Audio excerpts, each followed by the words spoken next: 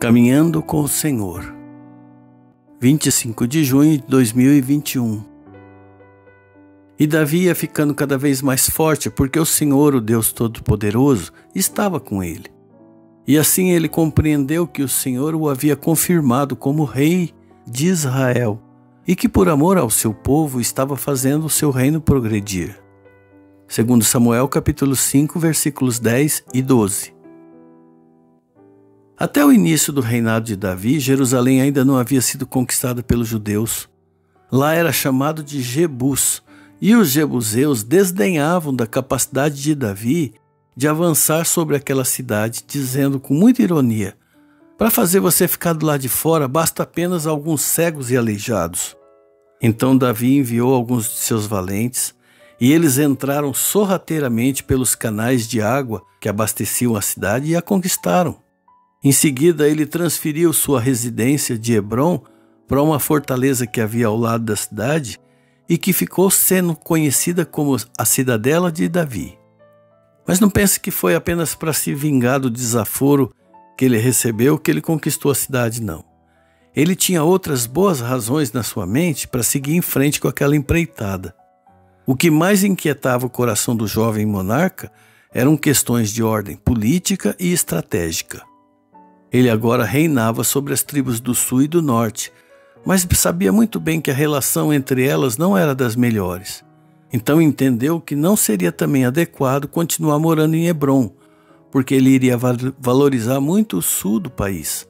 E isso faria potencializar ainda mais a rivalidade que existia entre os dois lados. Contudo, Jerusalém, por estar numa região mais central, serviria como um incentivo para a unidade entre sul e norte do seu reino. E com muita habilidade política, ele reforçou esse projeto, fazendo com que a nova capital ganhasse um clima religioso, levando a Arca da Aliança para lá, e com ela levou os olhares e o coração do seu povo.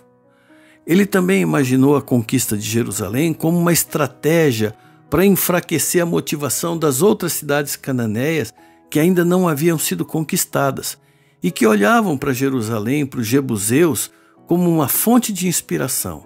Então, derrubando aquela cidade, também quebrava essa resistência que havia entre os cananeus. E, ao mesmo tempo, renovava no coração do seu povo o ânimo de ampliar suas conquistas, de ampliar suas fronteiras, seu território. Davi foi tão bem sucedido na sua estratégia de expansão e de fortalecimento do seu reino, que ele fez crescer o seu prestígio e o seu respeito entre os reinos que havia ao redor. Inclusive, o rei Irão, da cidade de Tiro, enviou até Davi embaixadores e mandou toras de cedro, e carpinteiros e pedreiros, e eles construíram um palácio para Davi. Está no versículo 11.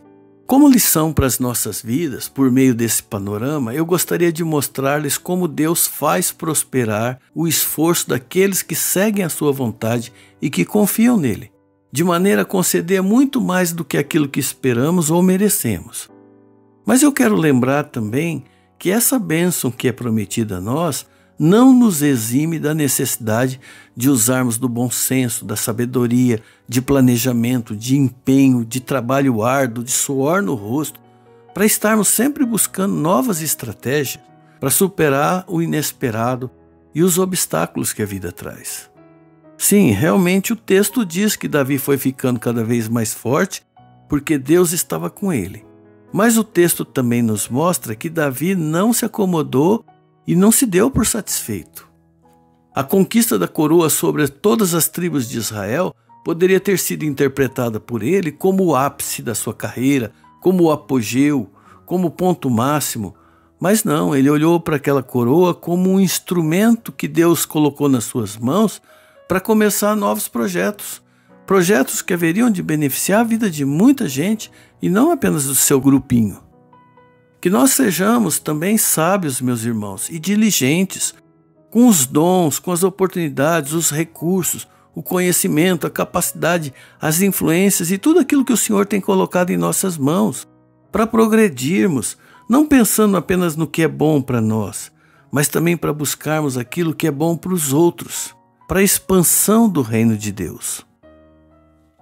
Te agradecemos, Senhor, por tantas lições que o Senhor tem nos ensinado a cada dia até aqui. Que elas façam morada nas nossas mentes, nos nossos corações e sirvam como motivação para um envolvimento mais ativo da nossa parte. Nós queremos ser usados por Ti, queremos ser dotados de sabedoria e de bom senso para aproveitarmos bem as oportunidades e até para criar novas oportunidades.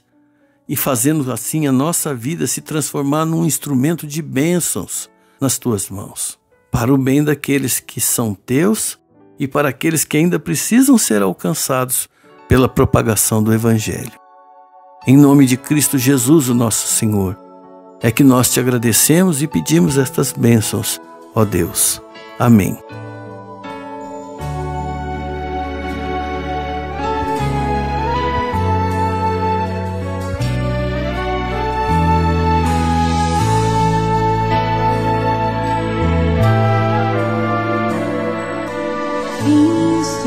Instrumento em Tuas mãos, quero ser para Teu louvor, um vaso de honra e bênçãos, para Tu usares, Senhor, breve ou longa minha vida, só terá sentido assim. Por isso